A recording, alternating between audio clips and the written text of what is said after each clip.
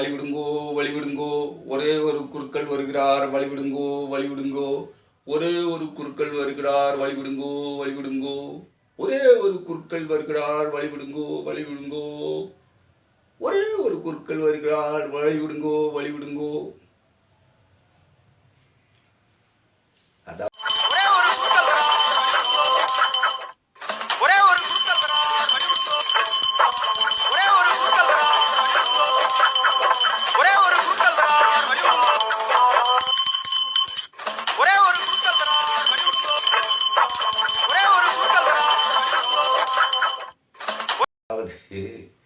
சீமான் வந்து தாவேகா தலைவர் விஜய் அவர்கள் ஒரு மேடை அமைச்சார்ல, பிரம்மாண்டமான மேடை அது என்ன ஊர்லேயே அமைச்சார். நமக்கு அந்த அவர் அமைச்ச ஊர் அதை பற்றிலாம் நமக்கு என்னங்க தேவை, அது நமக்கு என்ன அவசியமா? சில்லறை பையங்களை வச்சுக்கிட்டு சிலாகித்து கொண்டு இருப்பவரை பற்றி, அவருடைய கட்சியை பற்றி பெருமையாக பேசுவதற்கு ஒன்றும் இல்லை. அவர் கட்சியை கட்டமைக்கவில்லை, அவர் வந்து ஒரு ஏவல், அதாவது ஆர்எஸ்எஸ்னுடைய ஏவலாள்.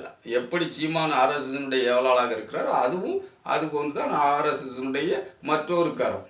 அதாவது திராவிடத்தை வீழ்த்துவதற்கு என்னெல்லாம் முயற்சி பண்ண முடியுமோ, யாரையெல்லாம் முன்னிறுத்தி பார்க்கலாமோ அத்தனை வழிகளையும் முன்னிறுத்தி அவர்கள் முன்னுக்கு வருவதற்காக எல்லா வழிகளையும் முயற்சி பண்ணுவார்கள். இவிஎம் மிஷினை வைத்து மற்ற மாநிலங்களில் ஆட்சியை பிடிப்பது போன்று தமிழ்நாட்டில் பிடித்தால் இங்கே வேறு மாதிரி ஆகிவிடும். சங்கை இறுக்கி கடிச்சு விடுவாங்கங்கிறது தெரியும். ஏன்னா இங்கே மக்களே தன்னழிச்சா தெருவுக்கு இறங்கிடுவான். மற்ற மாநிலத்தை மாதிரி உறங்கிக்கிட்டு இருக்க மாட்டான். இவனுக்கு சூடு சொரணை, தமிழனுக்கு சூடு சொரணை, மானம் வீரம் உண்டு. அதனால இவன் தன்னழிச்சாவே இறங்கிடுவான். ஆனால் இவன் என்ன பண்ணுதான் பாருங்க, இந்த ஆர்எஸ்எஸ் இரண்டாம் இடத்தில் இருக்கக்கூடிய, அதாவது முதலாம் இடம் இரண்டாம் இடத்தில், முதலாம் இடத்தில் ஆட்சி கட்டிலில் திமுக இருக்கிறது, இரண்டாம் இடத்தில் அதிமுக வலுவான எதிர்கட்சியாக இருக்கிறது. அதிமுக சிதறுண்டு போனாலும் கூட, சிதறுண்டுன்னா பெரிய அளவில் ஒன்றும் சிதறுண்டு போகவில்லை.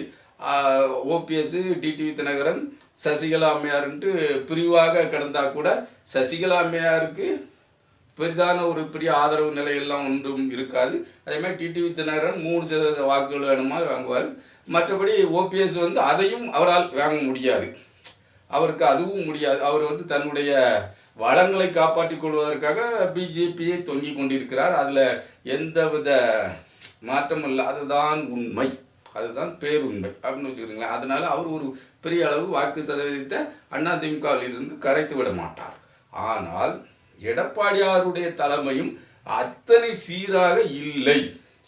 அவர் பின்பக்கம் இருக்கவங்களும் ஈடின்னு வச்சு, ஐடின்னு வச்சு ஒன்றிய அரசு அவர்களை மிரட்டும் போது அதற்கு ஆட்பட்டு இருக்கக்கூடிய அளவில் அவர்களும் அந்த ஊழலில் சிக்கி இருக்கிறார்கள். அதனால அவங்க மிரட்டுறதுக்கு தோதாக போயிடுது. அப்படிலாம் மிரட்டை உருட்டும் போது அவர்களும் கொஞ்சம் செதிலமடைவதற்கு வாய்ப்பு இருக்குது. அப்படி இருக்கும்போது இரண்டாம் இடத்தில் இருக்கின்ற அந்த அதிமுகவை இன்னும் பிளவுபடுத்தி அவர்களுடைய வாக்குகளை கணிசமாக குறைத்து, இந்த மாதிரி ஏவல்கள் மூலம், ஏவலாளர்கள் மூலம், அதாவது ஏவி விட்டால் குறைக்கும்ல, அதே மாதிரி வாக்குகளை குறைப்பார்கள் இல்லை. அதாவது அதிமுகவுடைய வாக்குகளை குறைப்பதற்கு என்ன உண்டோ அந்த குறைத்து பிஜேபியை உயர்த்தி முன்னுக்கு இரண்டாம் இடத்தில் தள்ளிவிட மாட்டார்களா? இந்த தேர்தலில் அப்படி தள்ளிவிட்டால் 2031 நாம் இவிஎம் மிஷினை வச்சு ரெக்க கட்டிடலாம் அப்படின்ட்டு ஆர்எஸ்எஸ்னுடைய திட்டம், அஜெண்டா அந்த அஜெண்டா படி செயல்பட்டுக்கிட்டு இருக்காங்கன்னு வச்சுக்கிட்டுங்களேன். அதுக்கு மூளையா இங்கே தமிழ்நாட்டில் இருக்குது குருமூர்த்தி, அப்படி நிறைய ஆட்கள் இருக்காங்க. அதில் இவன் ரவீந்திரன் துரைசாமிங்கிற ஒரு புரோக்கர் டாக்கு இருக்குன்னு வச்சுக்கிட்டுங்களேன். அப்படிலாம் இருக்குது. அந்த மாதிரி நிறைய பேர் இருக்கும்போது சீமானும் அதில் ஒருவராக இருக்கிறார். அவர் விஜயினுடைய கூட்டத்துக்கு ஈக்குவலாக ஒரு கூட்டம் போடணுன்ட்டு அதுக்காக 30 லட்ச ரூபா திரட்டியிருக்கார். விஜய் கூட்டத்திற்கு செலவழிந்த தொகையை விட 200 கோடி ரூபா வருமானம் வந்திருக்கு விஜய் கூட்டத்துக்கு. அந்த அளவில் இன்வெஸ்ட் பண்ணியிருக்காங்க, நிறைய பேர் இன்வெஸ்ட் பண்ணியிருக்காங்க. அதற்கு காரணம் என்ன? புதுசாக ஒருவர் வாராருன்னா இன்வெஸ்ட் பண்ணதுக்கு என்ன, அவர் நியாயமானவர், யோக்கியமானவர், ஆட்சியை நிறுவி நமக்கு நியாயத்தை அள்ளி வழங்கி விடுவார் நினச்சி தொழிலாளிகள், கூலி தொழிலாளிகள் 5க்கும் 10க்கும் அல்லாடக்கூடியவர்கள் அன்றாடம் காட்சிகளாக 5 10ன்னு கொடுத்து அவருக்கு 200 கோடியை வழங்கிட்டாங்க. இல்லை, பெரும் முதலாளிகள், பண முதலாளிகள் 10 கோடி 20 கோடின்னு அள்ளி 200 கோடியை கொடுத்துருக்காங்கன்னா ஏன், எதுக்கு?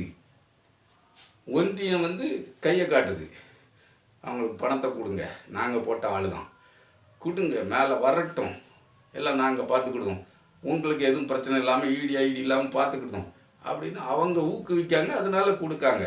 இவரே நம்ம விஜயை வருமான வரி பாக்கி வைக்கிறது மட்டும் இல்லை, வருமான வரி ஏய்ப்பும் செய்கிறவர். ஒரு கார் வெளிநாட்டிலேருந்து வாங்கிட்டு அதுக்கு வருமான வரி கட்ட மாட்டேன்னு சொல்லி கோர்ட்டுக்கு போகக்கூடிய நபர் தானே நம்ம விஜய். அப்படிப்பட்ட மிகவும் யோக்கியமான ஊழலே இல்லாத மன்னன் தான் விஜய் அப்படின்னு வச்சுக்கிட்டுங்களேன். அந்த விஜய் கதையெல்லாம் நமக்கு இப்போ வேண்டாம்.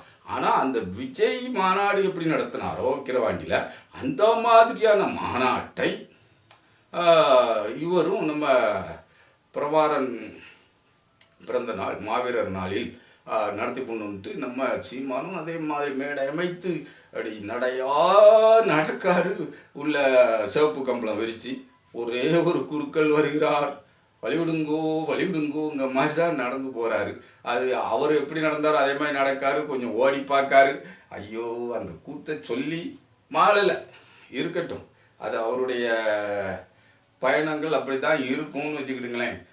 ஆனால் அதாவது கூடாரத்தை அவர் கலைப்பது எப்படி என்று அவரே தெரிந்து கொண்டார், அவரே அறிந்து கொண்டார், அவரே செய்து கொண்டிருக்கிறார். சீமானே அந்த வேலையை செய்து கொண்டிருக்கிறார்.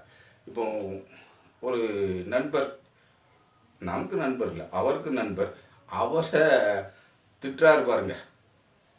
சொல்லுவேன், கட்சிக்காரன்ட்ட சொல்லுவேன், முதல்ல அண்ணன்ட்ட சொல்லுவேன், இந்த மாதிரி பண்ண நான் என்ன செய்யணும்னு சொல்லுவேன். அதுதான் நான் இருக்கேன். நீ என்ன மயத்துக்கு நீ ஒவ்வொன்றையும் வீடியோ போட்டு நடிச்சிட்டாங்கன்னு ஊடகம் கூட பரப்பிக்கிட்டு இதை வச்சு வசூலை போட்டுக்கிட்டு ஒரு புகழ் சுய விளம்பரத்தை பரப்பிக்கிட்டு ஒவ்வொன்றுக்கும் தான் பண்ணுவான். பண்ணிட்டு இப்போ உலக நாடுகள் எல்லா வெண்ணைகளும் எனக்கு அப்படி அனுப்பி வட்சாலம் இவர் ஒரு ஹீரோ வாய்க்கிறாரு. அதுக்குள்ள செருப்பு கழட்டி அடிச்சு தேடியாப்பில் வெட்டி விட வேணாவனே. இதுல என்ன பழக்கம்னு சொல்லு. எடுத்தோடனே அவர் இதுல தான் பேசுவார். அவர் உலக மக்கள்கிட்ட ஊடகத்துறையே தான் பேசுவார். அடிச்சுட்டாங்கன்னா அண்ணன்ட்ட சொல்லு, அது சட்டப்படி என்ன நடக்கலாம், என்ன பண்ணணும். அதுல எனக்கு ஒரு இன்ஸ்ட்ரக்ஷன், சீமான் அண்ணன் தலைமையில இங்க போராடணும். இப்ப நம்ம போராடலைன்னா அது அவர் எனக்கு டைரக்ஷன் கொடுக்குறாரு, இன்ஸ்ட்ரக்ஷன் கொடுக்குறாரு. இது எப்படி எடுத்துக்கிறது? இதை நீ யாரு தேடியாப்புல நீ எனக்கு இன்ஸ்ட்ரக்ஷன் கொடுக்க? நீ யாரு? உடனே அடிச்சுட்டான்னு கட்சிக்காரன்ட்ட சொல்லு, இல்லை எனக்கிட்ட சொல்லு, இந்த மாதிரி பண்ணிட்டாங்கன்னு சொல்லு. அதுக்கப்புறம் நான் என்ன செய்யறதுன்னு சொல்றேன். உலகம் முறை அடுத்து அவர் அந்த வீடியோவை எனக்கு அனுப்பிது பூராமே தான். இப்போ பார்க்கும் போதெல்லாம் வெறி வருது. நானே பார்த்தேன்னு வச்சுக்கிறேன், இதை விட 4 மடங்கு அடிச்சு கொண்டு வருவேன் அந்த போடுறேன் அப்படின்னு. இதுல ஒரு பல லட்சத்தை வசூலை போடுவேன். இந்த மாதிரி அணுகுமுறையை எப்படி எடுத்துக்கிறது? இதே தான் ஜெய் சொல்லணும்.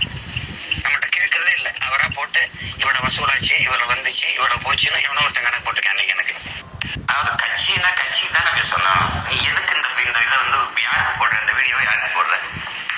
நானே வீடியோ பார்த்தேன்னு தெரிஞ்சுக்கணுமா? சொல்லு.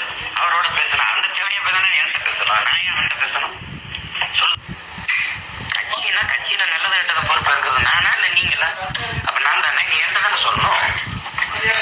நீ பணம் கேட்டு மிரட்டுறான்னு அவன் சொல்றான், உங்க ஆள் கேட்கிறாரு, நீ தாய் மேலே நீர் மேலே வாங்காத போய் நீ என்ன நீ இது பண்ற? நீ நேர்மையான நீ என்ன தானே சொல்லணும். நீ வீடியோல போட வீடியோல பேசுற எல்லாம் எனக்கு சொல்ல அவர் போராடணும். என்ன நீ இன்ஸ்ட்ரக்ஷன் கொடுப்பீங்க? செருப்பு கட்டி அடிச்சு வச்சு விடுறேன் பார்த்துக்கிட்டு யார்கிட்ட சொல்லுவேன்? ஜோராக திட்டுறாரு, நல்லபடியாக திட்டுறாரு. ஆமாம், உன்னை ஒருத்தன் அடித்தான்னா நீ ஏன்ட்டு சொல்லணுமா? கட்சியெல்லாம் நிர்ணயிக்க நானா நீனாடா மசரே? அப்போ உன்னெல்லாம் நானே தூக்கி போட்டு வெளுத்துருவேன். ஆமாம், அவன் ஒரு அடி அடித்தா நான் 4 அடி அடித்து ஒன்று விரட்டி விட்டுப்படுத ராஸ்கல். அங்கங்கே வசூலை போடுறது, ஆட்டையை போடுறது, என்ன கேட்கறது கிடையாது, எனக்கும் தாரது கிடையாது, நீனே போட்டுக்கிட்டா என்னடா நீ கட்சி நம்ம துப்பு கட்டவே நீ அப்படின்னு சொல்றதை விட இந்த முக்கியமான வார்த்தையெல்லாம் பயன்படுத்தார். அவங்க அந்த நபருடைய அம்மையெல்லாம் வந்து ரொம்ப கொச்சையாக பேசுகிறார். அந்த மாதிரி பேசி திரும்ப திரும்ப பேசுகிறார். அந்த அளவில் சீமான் மிக மோசமாக தரந்தாழ்ந்து பெண்களை கீழாக பேசுகிறார். இப்படி பேசக்கூடியவன் ஒரு கட்சிக்கு தலைவனாக இருக்க முடியுமான்னு மாறி மாறி இந்த வெறுமுட்டி புயல்பட்டு கேட்டுக்கிட்டே இருக்கும். ஆனால் அந்த வெறுமுட்டி புயல்களுக்கு கொஞ்சம் கூட பிடிக்கலை, புரியலை அப்படின்னு தானே அர்த்தம். இப்போ சரி, அதே நேரத்தில் அவங்க சீமான் யாரா தேவடியா பயிலேன்னு வயதானோ, இது நம்ம சொல்லலை, நம்ம சொல்லக்கூடிய வார்த்தை இல்லை. சீமான் சொல்லிய வார்த்தையை நம்ம சொல்ல வேண்டியிருக்கு. அதை தவிர்க்க முடியாத, தவிர்த்து என்னத்தை இது சொல்ல முடியும்? அவன் தானே சொல்லதான். அப்படி யாரை வயதானோ அந்த நபரே இன்னும் கச்சை விட்டு போக மாட்டேக்கான். நான் அண்ணன் வயதது என்னை மட்டும் வயதா பரவாயில்ல, என் குடும்பத்தெல்லாம் வயதுட்டாரே, நான் அதான் என்ன செய்யலாம் எது செய்யலாம்னு நான் யோசிக்கேன் அப்படின்னு சொல்லிக்கிட்டு காலை கட்டி அழுதுகிட்டு இருக்கான்னா அவனுடைய கீழான புத்தி என்ன? அப்போ உறிஞ்சி தின்றான், ஒட்டுண்ணி சாருண்ணியாக இருக்கத்தானே அவன் அதிலே இருக்கான். அப்போ சீமான் சொன்ன மாதிரி வசூல் வேட்டை போடுறான். அப்போ நாம் தமிழர் குரூப்புனாலே வசூல் பிச்சை எடுக்கிற குரூப்புங்கிறது தெரியுது. அப்போ வசூல் வெளிநாட்டில் இருந்து அதுதான் ஈழ உறவுகள் வந்து இவன் ஒரு ஈழத்தை கட்டமைச்சிட போகிறான் அப்படின்ட்டு. அதாவது உரிமை என்பது ஈழத்தில் இருக்கவனுக்கான உரிமையை பெற்றுக் கொடுப்பது அது ஈழத்துக்கு போனதான் நடக்கும். தமிழ்நாட்டில் தமிழர்களுக்கான உரிமை, தமிழ்நாட்டு மக்களுக்கான உரிமை, இந்திய குடியுரிமை பெற்றவர்களுக்கான உரிமை வந்து தமிழ்நாட்டில் மீட்டு கொடுக்க வேண்டிய உரிமைகள் என்னென்ன இருக்குது, இடஒதுக்கீடு என்னென்ன இருக்குது, அதுகளுக்காகத்தான் பேச வேண்டுமே, அதனுடைய உரிமைகளுக்காகத்தான் பேச வேண்டுமே அன்றி ஈழ பிரச்சனை இங்கே வந்து பேசி எதுவும் ஆகப்போறதில்லை. ஈழத்துக்காக பேசணும்னா அவங்களுடைய இன அழிப்பு அந்த மாதிரியான விவகாரங்களை ஐநா சபையில் எழுப்பணும். ஐநா சபையில் நம்ம அண்ணன் சீமான் என்ன எழுப்பினார்? அவர் யார் மூலமாக ஐநா சபையில் போனாரோ அந்த ஆள் என்ன சொல்லியிருந்தான்? ஆமாம், பெண்களை முன்னிறுத்தி போர் புரிஞ்சாங்க, சிறுவர்களை முன்னிறுத்தி போர் புரிஞ்சாங்க, பெண்களை கருக்கலைப்பு செய்து தங்கள் படைகளில் சேர்த்து கொண்டார்கள், சிறுவர் சிறாரை வந்து தூக்கி வந்து தங்களுடைய படைகளில் சேர்த்து கொண்டார்கள் அப்படிங்கிற தகவலை, அப்படிங்கிற ஒரு விடயத்தை அங்கே ஐநா சபையில் பதிவு பண்ணது சீமானுடைய கட்சியை சேர்ந்த ஆளு. அப்போ இதெல்லாம் பதிவு பண்ணுனிய, அப்போ நீ வந்து ஈழத்துக்கானவனா? ஈழ துரோகி, ஈழத்தமிழர்களின் துரோகி. அப்படிப்பட்ட துரோகிக்கு ஈழச்சோம்பிகள் வந்து பணம் அனுப்பிக்கிட்டு இவனுக்கு கம்பு சுற்றிக்கிட்டு இருக்காங்களே, அதுதான் வேதனையாக இருக்குது. வெறுமுட்டிலையும் கீழான முட்டியாக கீழடா. அங்கே காயம்பட்டவன், அங்கே கஷ்டப்படுறவனுக்கு நீ சேர்த்து வைக்கிற பணத்தை அவனுக்கு அனுப்பு, அவன் வாழ்வுக்கு நீ வழிபோல், அவனுடைய படிப்புக்கு நீ உன்னால் என்ற உதவியை செய்ய. அதை விட்டுட்டு உன் உரிமைக்காக போராடு. இவன் பாரு, ஒன்றி வாழ வேண்டிய நாம் தனியாக நின்று ஒன்றும் பண்ண முடியாது, சிங்களவனோடு ஒன்றி போகணுன்னு சிங்கள கட்சிக்கே வாக்களிக்கக்கூடிய நிலைக்கு அங்கு உள்ள தமிழர்கள் தள்ளப்பட்டுள்ளார்கள். தமிழ் அமைப்புகளுக்கு கூட வாக்களிக்கலை, சிங்கள கட்சிக்கே வாக்களித்து போகிறாங்க. ஏன்னா நம்ம அப்படித்தான் ஒன்றி போக வேண்டிய நிலையில் இருக்கோம்ட்டு அவங்க தன்னை ஒடுக்கி கொண்டு, தன்னை தாழ்த்தி கொண்டு அவர்கள் அந்த நிலைக்கு தள்ளப்பட்டிருக்காங்க. அது உனக்கு வெளிநாட்டில் இருக்க ஈழச்சோம்பிகளுக்கு புரிய மாட்டேங்குது. இந்த அடிமை நாயை, ஆர்எஸ்எஸ்னுடைய அடிமை நாய் சீமானை நம்பி ஈழத்தில் நமக்கு அறுத்து தள்ளிடுவான்னு நம்பிக்கிட்டு ஒவ்வொருடைய அவனுடைய கட்சிக்காரங்களை தரக்குறைவாக கிறிஸ்டப்பாங்கிறதும் நான் நிர்மாணித்த கட்சிடா. ஒரு இடத்துல என்ன பிரபாகரனா வந்து கட்சி ஆரம்பிச்சுனாரு, கட்சி அவரை ஆரம்பிச்சிருந்தார், நான் ஆரம்பித்த கட்சிடா. அதாவது கட்சி கொடியை திருடிக்கிட்டான், கட்சி பேர் அடுத்த விட்டு இருந்து திருடி கொண்டு வந்தது எல்லாமே அப்படிதான் திருட்டுத்தனமாக வந்ததுன்றாலும் நான் ஆரம்பித்த கட்சிடா, நான் கட்டிய கட்சிடா, நான் தான்டா எல்லாம் பண்ணுவேன் அப்படின்னு ஆணவமாக திமுறாக பேசி கொண்டிருக்கிற, தொடர்ந்து தன் தொண்டர்களையும் முக்கிய நிர்வாகிகளையும் விரட்டி கொண்டு இருக்கிற, அசிங்கமாக குடும்பத்தெல்லாம் பெண்புலத்தெல்லாம் அசிங்கமாக பேசுகிற இந்த சீமானை பின்தொடர்பவர்கள். இப்போ சிவகுமார் வழக்கறிஞர், அவர் ஒரு கட்ட பஞ்சாயத்துக்காரர் தான், நமக்கு நல்லா தெரியும்.